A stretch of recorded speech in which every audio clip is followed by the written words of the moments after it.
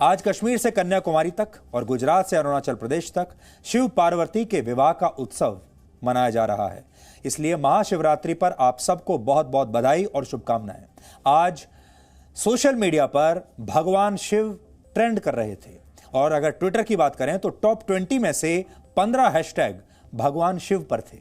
Social media पर भगवान शिव की ऐसी चाहत हमें यह बताती है कि आधुनिक सोच और जीवन में भी इस आध्यात्मिक शक्ति का महत्व लगातार बढ़ रहा है। नई पीढ़ी से लेकर पुरानी पीढ़ी तक शिव भारत के आध्यात्मिक मानचित्र का केंद्र है। महान दार्शनिक नीत्शे ने कहा था कि उदास परंपराएं बीमार समाज को जन्म देती हैं। इसलिए भारत में उत्सव और हर्ष हर त्योहार के मूल में होता है। हमारे देश ने भगवान शिव के उत्सव को कैसे मनाया, पहले आपको यह दिखाते हैं।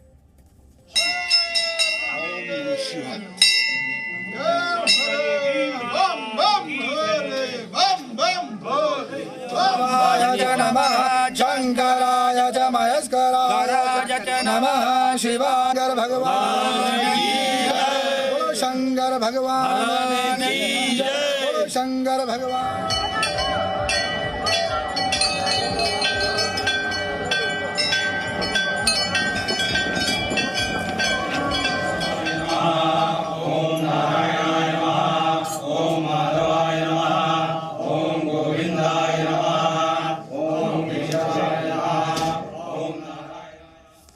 आज हम अपने देश और उसकी पहचान की बात आपके साथ करेंगे।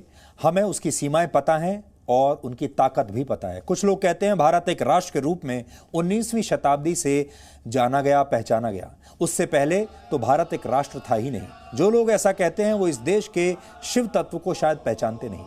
8वीं शताब्दी में केरल के कलाड़ी में एक बच्चे का जन्म हुआ। उसका नाम रखा गया शंकराचार्य। बहुत कम उम्र में उन्होंने ज्ञान की हर किताब को याद कर लिया था और फिर उन्होंने कलाड़ी से निकलकर भारतवर्ष के 4 कोनों में 4 शिव मंदिरों की स्थापना की, जिन्हें आज हम दक्षिण में श्रृंगेरी मठ, पूर्व में गोवर्धन मठ, पश्चिम में शारदा मठ और उत्तर में बद्रीनाथ के ज्योतिर्मठ के रूप में जानते हैं। इन चारों पीठों को जोड़ दें तो आज के भारत का नक्शा आपके सामने स्पष्ट हो जाता है और इन सब में अगर एक चीज कॉमन है तो वो है भगवान शिव। और इन्हीं शिव के पार्वती से मिलन का उत्सव है शिवरात्रि। सनातन परंपरा में इन चारों पीठ का बहुत महत्व है और भारत की आध्यात्मिक चेतना का चतुर्भुज भी इन्हीं शिव मंदिरों से तैयार होता है। हर गांव में एक शिवालय जरूर होता है। शिव विनाश के देवता हैं, फिर भी उन्हें घर घर में पूजा जाता है। सत्यम शिवम और सुंदरम की विचारधारा को जीने वाले इस देश में शिव के बिना कुछ संभव नहीं।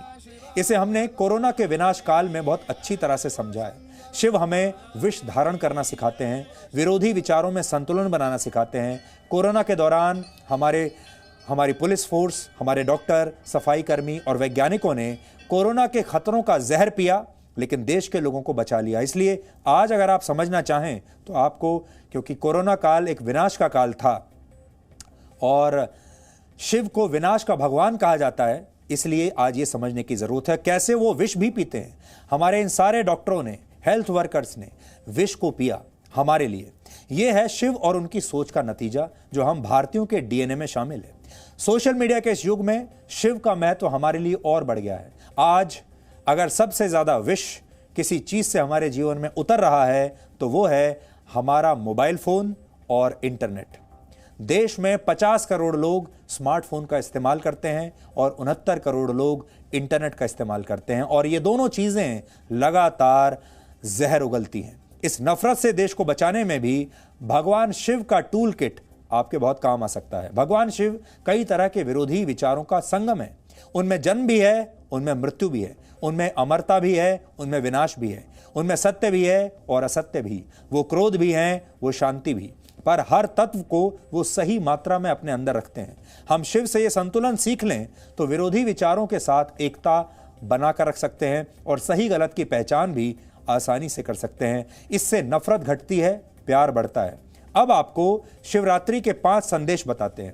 पहला, कभी किसी का विश्वास मत तोड़िए, क्योंकि शिव की पहली पत्नी सती उनका विश्वास तोड़कर अपने पिता के धार्मिक आयोजन में शामिल होने चली गई थी। इससे भगवान शिव नाराज हुए और उन्होंने सती का मानसिक त्याग कर दिया था। इसके बाद सती ने अपने देह का त्याग कर दिया था। हमारे आपसी रिश्तों में भी ऐसे अवसर आते हैं, तब हमें भगवान शिव के जीवन से प्रेरणा लेकर उनका समाधान करना चाहिए। दूसरी बात, दूसरों के लिए अपने जीवन को खतरे में डालने वाले ही हमारे असली हीरो होते हैं। कोरोना काल के दौरान हमने इस सच को फिर से समझा और आगे भी हमें इसे याद रखना चाहिए। तीसरा, संतुलन है। हमें अपने जीवन और समाज में हमेशा संतुलन बनाकर रखना चाहिए, क्योंकि संतुलन बिगड़ने का मतलब ही विनाश है। संतुलन बिगड़ा और विनाश हुआ। चौथी बात जो सीखनी चाहिए वो ये है कि सबको समान नजर से देखिए। शिव के साथ समाज का हर वर्ग रहता है। पशु, पर्यावरण और सभी तरह के जीव जंतु और मनुष्य उनके साथ बिना ऊंच नीच और भेदभाव के रहते हैं।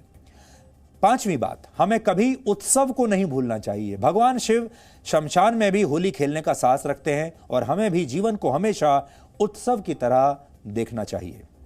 अब आपको भगवान शिव के व्यक्तित्व से जुड़ी वस्तुओं और प्रतीकों का मतलब समझाते हैं। आप तस्वीर तो उनकी बहुत देखते हैं, लेकिन समझिए उसका मतलब क्या है।